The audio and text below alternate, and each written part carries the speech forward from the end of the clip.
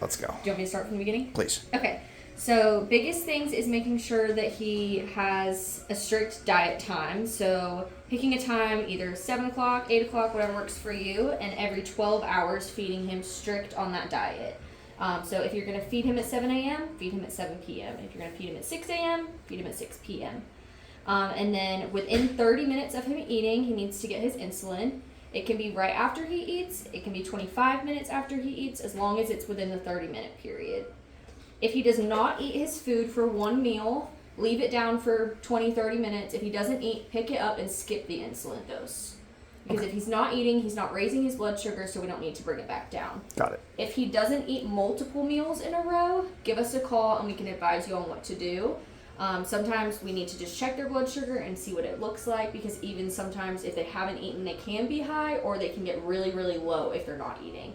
And both of those, being too high and being too low, do not make him feel good, and they can have serious complications. So if he's not eating multiple meals in a row, we want to know about it. Okay. Alrighty. And then, like I said, the canned food, you can just add this to help him eat. We just did 1.5 cups of the dry food and a spoonful of the wet on top of it, and he ate it great once the wet was on there. Okay. And then his insulin, you're going to give 20 units subcutaneously after his meals twice a day. Okay.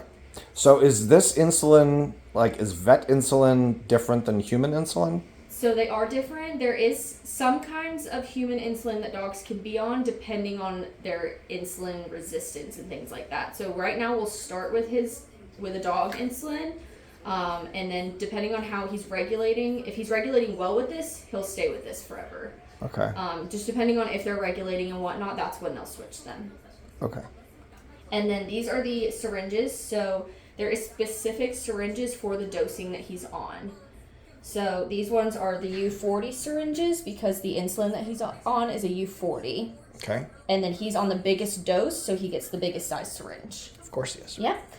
So he's the 20 units. This has multiple bags in here, so when you pull out this bag, another one will fall down. Okay. And it's like a little sharps container. So whenever you're done, you can drop the syringe in here, turn it, and it'll drop it into this box, so then you don't have to keep a big thing of sharps at your house. Okay. And then you can dispose of this at home, or you can bring it back to us and we can dispose it here for you. But Okay. once it's in the container, it's all concealed, so you can... And it can just go in the trash can? Yep, it can just go in the trash.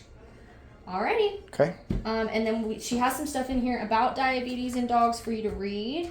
Okay. And then she wants to recheck him in 7 to 10 days. If he's having any weird symptoms, any lethargy, not eating again, still drinking tons of water, he's probably going to be drinking water and urinating some these next couple days, because we're just trying to get him regulated right now. But if anything changes drastically, anything like that, give us a call. We might recheck him a little bit sooner than that. Okay. But it can take about a week sometimes to get them regulated on this dose, and sometimes it takes a while of changing his dose. Okay. So that might change. So she wants to recheck him, and that's all she has written on here. And then this is the stuff for you guys to read. Okay. All right.